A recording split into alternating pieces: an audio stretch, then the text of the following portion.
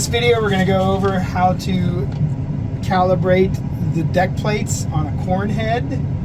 It's a good idea to do this every season. Also need to do this when the corn head is new and possibly when the corn head is first mated to a combine.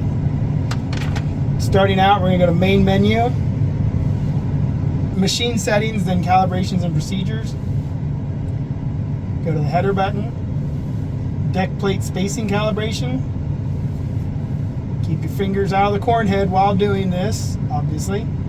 Hit accept, then go to the calibrate button. So here's a list of the prerequisites. We're going to go ahead and rev the combine up. We hit start. It's going to walk you through step by step when the calibration starts. First thing we're going to do is press and hold the reel extend button. This is a folding corn head we're using. That's part of the reason for this. So press extend and hold and wait. Now we're going to press the rear retract, which is to the right, to close the deck plates. And